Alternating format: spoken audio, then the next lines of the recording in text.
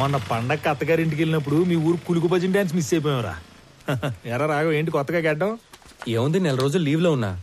బద్ధకం. వచ్చే వారం ఆఫీస్కి వెళ్ళాలి, అప్పుడు తీస్తా. అది సరే గానీ నువ్వేంట్రా దూరదర్శన్, పండక్కి తప్పితే మీ ఊరు పక్కకే రావడం లేదు? నీకేంటి రాఘవా, ఏమైనా చెప్తావు? స్టేట్ గవర్నమెంట్ ఉద్యోగం కూర్చోబెట్టి పెడుతున్నారు. మా పరిస్థితి దొరకట్లా లేదురా. చాలా ప్రైవేట్ ఛానల్స్ వచ్చేస్తున్నాయి. మేం గట్టిగా కష్టపడకపోతే నిలబడటం కష్టం. గంగాధర్, నువ్వు ఎంత కష్టపడ్డా నిలబడటం కష్టమే. ఆల్రెడీ జెమిని టీవీ, ఈటీవీ అని ప్రైవేట్ ఛానల్స్ టౌన్ల వరకు వచ్చేసాయి. నెక్స్ట్ ఇంకా ఊళ్ళకే. నానా సలీం, మీరు కష్టపడకపోయినా అంతే. సెల్ ఫోన్ టెక్నాలజీ చాలా స్పీడ్ గా వచ్చేస్తుంది. నియర్ ఫ్యూచర్ లో మీ ల్యాండ్ ఫోన్లు అన్ని మాయమే. అందుకే మేమంతా కష్టపడి మా డిపార్ట్మెంట్ నిలబెడతాం. అబ్బో, చానాలకి చిన్ననాటి స్నేహితులంతా ఒకే చోట చేరారే. ఏంట్రా అమరు, మన ఊరికి ట్రాన్స్ఫర్ చేసిన తర్వాత చేతులు కట్టేసినట్టు ఉండదా? ఇక్కడ నువ్వు సాల్వ్ చేయడానికి పెద్ద సమస్యలు లేవు, అలాగని నువ్వు చేయడానికి పనులు లేవు. డ్యూటీలో ఎప్పుడు జాయిన్ అవుతుండవు? రేపే. అయితే ఇంకా పని ఉంటే తప్ప రేపటి నుంచి కనపడరా. కొత్త ఆయన ఎప్పుడు వస్తాడేమో గానీ పాతనైతే 11 గంటలకు వచ్చి టెన్షన్ 1 గంటకు వెళ్ళిపోయాడు. సుఖంగా ఉండేది మనకి. అవును గర్జన ఆడేం చేస్తా ఉండవు, సార్ వచ్చేసి ఉన్నాడు, జనాల్ని కలుస్తా ఉన్నాడు.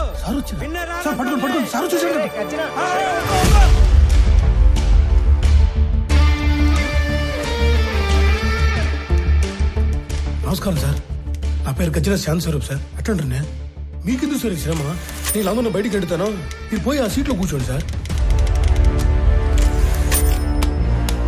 నీకు కరెక్ట్ గా 15 నిమిషాలు టైం ఇస్తున్నా. స్టాఫ్ మొత్తం నా ముందు ఉండాలి.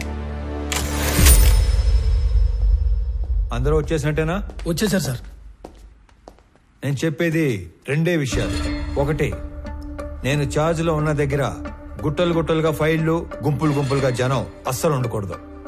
ఉండాల్సింది ఐఎమ్ అండర్ పెయిడ్ అనే థాట్, అంటే జీతానికి మించి పని చేస్తున్నాం అనే భావన. 2, రెవెన్యూ రికార్డ్స్ లో మార్పులు చేర్పులు, రాళ్ల క్వారీ, గులక గుట్ట, ఇసుక రేవుల ఎన్ఓసీలు, బర్త్ అండ్ డెత్ నేటివిటీ సర్టిఫికెట్లు, ఆస్తి పన్ను వసూళ్లు, అంతస్తులు క్లియరెన్స్లు ఎక్సెట్రా లాంటి దక్షిణ వచ్చే పనులు మాత్రమే చేస్తే సరిపోదు. తలగోక్కోవడం, ప్యాంటు సర్దుకోవడం కాదు. రిమెంబర్, మన రాజ్యాంగంలో ఉన్న దాదాపు అన్ని సెక్షన్స్ కి మనమే బాస్, మనమే సర్వెంట్. Any questions? ఈ 2 విషయాలు ప్రాంప్ట్ గా ఉండగలం అనుకున్న వాళ్ళు మాత్రమే లోపలికి రండి. లేదంటే నో పే లీవ్ కి అప్లై చేసుకొని ట్రాన్స్ఫర్ కి ట్రై చేసుకోండి. ఓకే?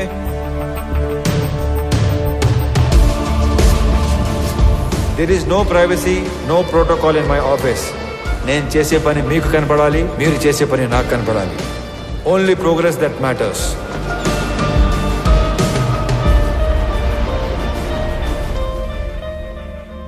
సార్, ఇతని అర్జీ చాలా ఏళ్ళుగా పెండింగ్లో ఉంది. కౌలు రైతు, 2 ఎకరాల ప్రభుత్వ బీడి భూమిని చూసుకొని అప్లికేషన్ పెట్టుకున్నాడు.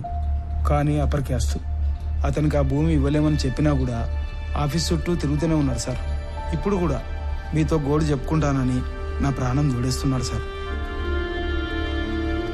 అయ్యో, రైతు తన 10 వేళ్లు మట్టిలో పెడితే గాని మన 5 వేళ్లు నోట్లోకి వెళ్ళావు. అడంగల్ 13వ కాలంలో అతను పేరు రాసి తీసుకునిరా, నేను సంతకం పెడతాను.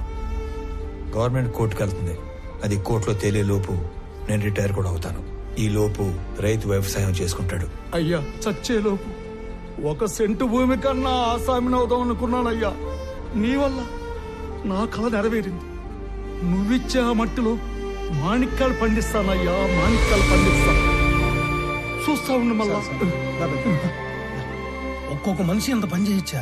మనం ఏళ్ల కొద్దీ చేయని పనిని కొన్ని వారాల్లో చేయించాడు. ఆయన మొగలాయి సార్. లేదంటే రోజు 6 గంటలకు ఆఫీసు బేగ వేసే టయానికి 56 మంది వెయిట్ చేస్తా ఉండేవారు. ఇంకా 1 గంట టైం ఉంది, 2-3 కన్నా ఎక్కువ లేరు. ఆయన ఏదో మాయ చేశాడు సార్. పెద్ద మాయ చేశారా. మనం ఎంతో మంది దగ్గర పనిచేశాం. కాలం నీడలో వాళ్ళందరినీ మర్చిపోయాం. కానీ ఇతని నీడలో కాలాన్నే మర్చిపోయాం. గుర్తుండిపోతారా? రే అనంతు, పెద్దమ్మ చెప్పింది, వదిన చెప్పిందని సాకుతో నువ్వు టౌన్ లో షాపింగ్ అయిపోయాక ఆఫీస్కి వచ్చిన డిస్టర్బ్ చేయొద్దు. ఒక్కసారి చూడు, నడి రోడ్డు రైట్ నడుస్తుడా.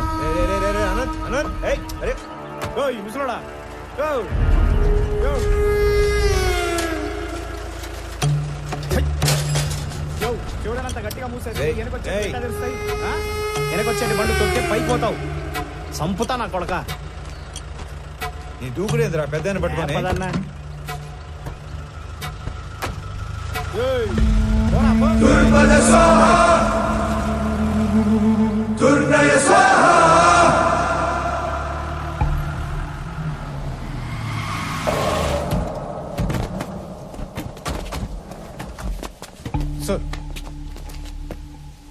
కష్టమైన పని అని తెలియక పెద్ద పోసు కొట్టి మిమ్మల్ని నమ్మి ఈ పని టేకప్ చేశా. ఎక్కలాడు తినాలకి వెళ్తే మెట్లు ఎక్కను దిగను సరిపోయింది. మీరు అంతే, వెళ్ళడం రావడం తప్ప ఏం ఉపయోగం లేదు. ఛ! సార్ మాల్ మొత్తం ఏదో రూట్ లో ఎక్స్పోర్ట్ అయిపోయిందేమో నాకు కొంచెం డౌట్ వస్తుంది సార్. అస్సలు కాల, ఖచ్చితంగా మాల్ ఎక్స్పోర్ట్ అవ్వలేదు. ఇది నేను చెప్పిన మాట కాదు. మాల్ ఎవరైతే డైరెక్ట్ గా ఎక్స్పోర్ట్ చేసుకుంటున్నాడో డాను, వాడు చెప్పిన మాట. మాల్ మీకు ట్రేస్ అవట్లేదు కదా అని మన దేశంలోనే లేదని చెప్పి కథలు చెప్పొద్దు. అయితే సార్ ఇంకో 4-5 టీములు పెట్టి తలా ఓ దిక్కు పంపి కూంబింగ్ ఆపరేషన్ చేస్తే త్వరగా ట్రేస్ చేయొచ్చు సార్. మీ చుట్టాలు కూడా తీసుకెళ్ళరా. నువ్వెవరో సామి నా కొంప ముంచెట్టున్నావు. ఎట్ట అంటే హడావుడి లేకుండా వెతకాలి. గవర్నమెంట్ కి ఏమాత్రం ఒప్పందినా చాలా డేంజర్. ఇన్ని 100 కోట్ల ఎర్రచందనం ఒకేసారి దొరికితే దేశం ఉలిక్కి పడుద్ది. కలపకి కాపలా కూడా పెరిగిద్ది. దీంట్లో ఏది జరిగినా నన్ను లేపేస్తారు. సైలెంట్ గానే ఎతకండి, కానీ కొంచెం స్పీడ్ పెంచండి. పోండి. Good morning sir. మార్నింగ్ మాల్నీదే. Good morning sir. Good morning sir. ఇది మాల్నీదే, ఇది మాల్నీదే, ఇది కూడా మాల్నీ. ఏంటి ఇవన్నీ? పేరు మాలిని సార్, ఊరు తిమ్మసముద్రం. ఆస్తి వారసత్వ బదిలీ కోసం అప్లికేషన్ పెట్టుకుంది. మనం దాన్ని రిజెక్ట్ చేశాం. దానికి నిరసనగా ఆవిడ ఉత్తరాలు రాస్తూ ఉంటుంది. బాగా బతికి చితికిన కుటుంబం అంట సార్. ఏంటి సార్ ఇది కొత్తగా?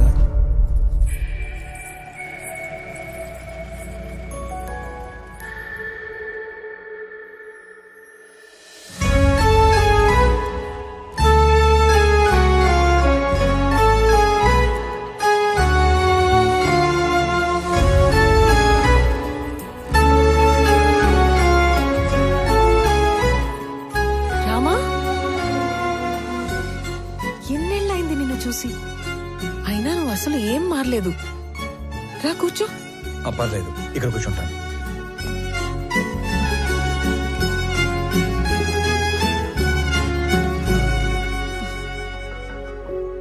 నీ పేరేంటి తల్లి? రామలక్ష్మి.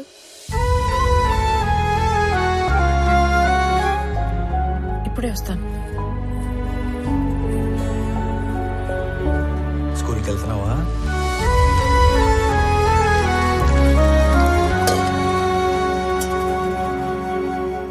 Good girl. తీసుకోరామా. ఇప్పుడు చెప్పు, మన ఊరికి ఎప్పుడు వచ్చావు? నీకు ఒక్కడే కొడుకు కదా? బుడ్డోడు ఎలా ఉన్నాడు?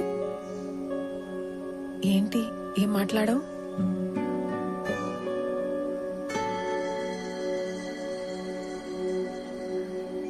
అసలు ఏం జరిగింది? రామా, నువ్వు వెళ్ళి ఆడుకో తల్లి.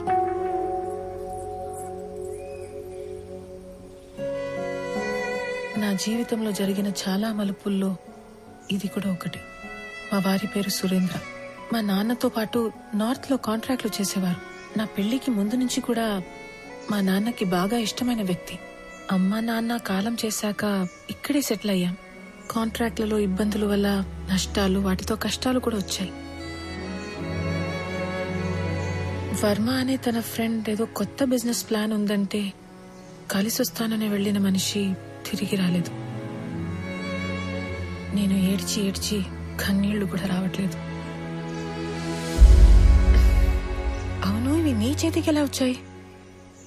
కొన్ని రోజుల క్రితమే డిప్యూటీ కలెక్టర్ గా ఇక్కడికి ట్రాన్స్ఫర్ అయ్యి వచ్చాను. అవునా? ఇంట్లో ఇంకెవరు లేరా? మా ఆయన్ని వెతుకుతూ రోడ్ యాక్సిడెంట్ లో మా మామగారు కూడా పోయారు.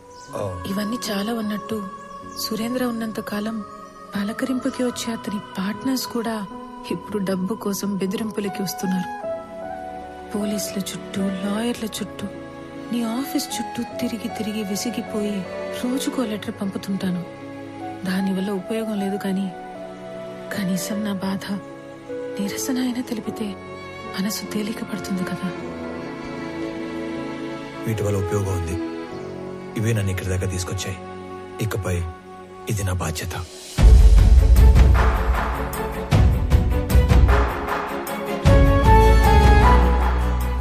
వల్ల ప్రేమలో ఓడిపోయినా ఆ బాధని లోపలే దిగమింగుకొని చిరునవ్వుతో వెళ్లిన రామ నాకు దూరమై దాదాపు 7 సంవత్సరాలయ్యింది.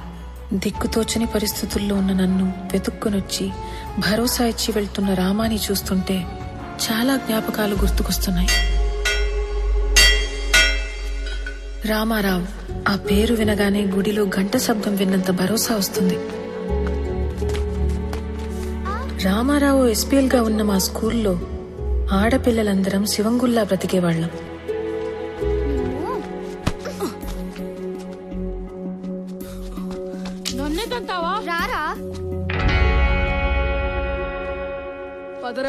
అదేంటో మొదటిసారి రామాని చూసిన రోజు నుంచి మాకేదో తెలియని బంధం ఉన్నట్లు అనిపించింది. అనంతు చీమల్ని ఎందుకు చంపుతాండవరా? మాస్టర్ పాఠం మొదలు పెట్టినారు, లోపలి పో. కాలక్రమేణా మా అనే మాట పోయి మన అనే భావనతోనే బ్రతికేశాం.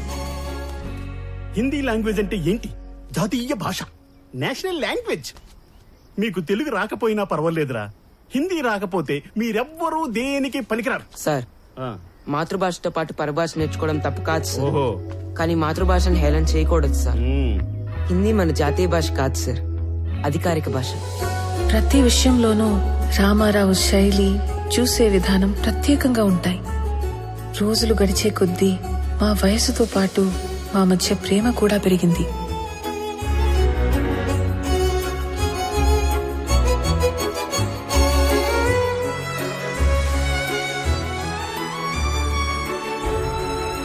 ఇప్పటికీ 2 బస్సులు వెళ్ళిపోయాయి. నువ్వు నన్ను వదలకపోతే లాస్ట్ బస్ కూడా వెళ్ళిపోతాది. అవునా? నీకు గవర్నమెంట్ జాబ్ అంటే నా అంత ఇష్టమని నువ్వు డిగ్రీ, దాని తర్వాత జాబ్ ట్రైనింగ్ల కోసం 4 ఏళ్లుగా టౌన్ లోనే ఉంటున్నా ఓపిగ్గా సర్దుకున్నాను. ఇక నా వల్ల కాదు. ఆ జాబ్ ఏదో వెంటనే కొట్టేసి నా మెడలో తాళి కట్టి నన్ను పెళ్లి చేసుకోరామా. 1 నెలలో టెస్ట్, ఇంటర్వ్యూ అన్నీ అయిపోతాయి. ఆ తర్వాత నీ ఇష్టం. ఓకే? మళ్ళీ నువ్వు ఊరికి ఎప్పుడు వస్తావు? వచ్చే నెల 25వ తారీఖు. సరేనా?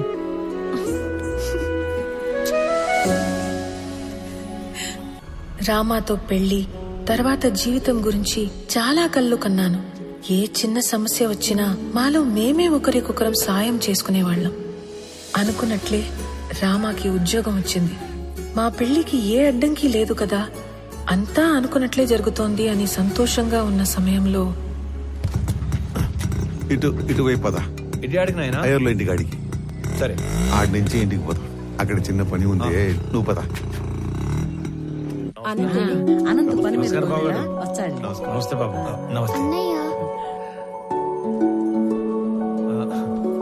బాబాయ్. బాగున్నారా? బాగుండా విని. ఏంటి మహాలక్ష్మి? కూర్చోండి బాబు. ఇదిగో అబ్బాయి వాళ్ళు వచ్చారు, అమ్మాయిని తీసుకురండి. అలాగే అండి.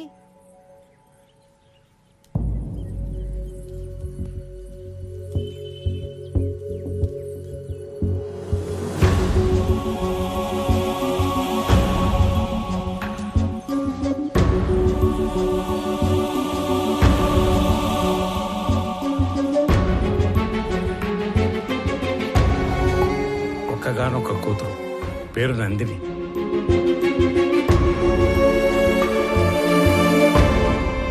ఏంటి నేను ఇది? ఎవరి అమ్మాయి? మాలిని గురించి మీకు తెలుసు కదా? తెలిసే వీళ్ళని రమ్మని చెప్పినాను. మాలినికి పెళ్ళైపోయినది. మాలినికి పెళ్ళైపోయింది నాయనా? కారణాలు తెలియదు. మాలినికి పెళ్లి జరిగిపోయినాదని తెలిసి నువ్వు ఎట్ట రియాక్ట్ అవుతావు అని మేం బేజారైపోయినాము. తండ్రిగా నీకు మంచి తోడుని వెతికి పెట్టడం నా బాధ్యత. నిర్ణయం నీ హక్కు. లేదైనా నాకు కొంచెం టైం కావాలి.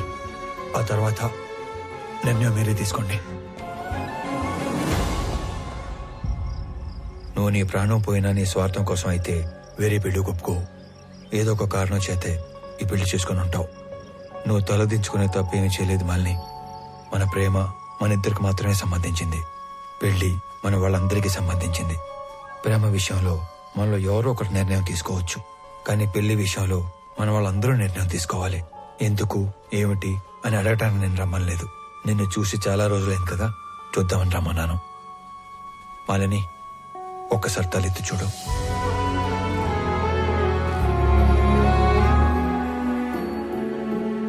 నీకు చెప్పకుండా పెళ్లి చేసుకున్నందుకు నీకు ఏ సమాధానం చెప్పుకోవాలని ఇన్ని రోజులు ఎంత మదన పడ్డానో తెలుసా?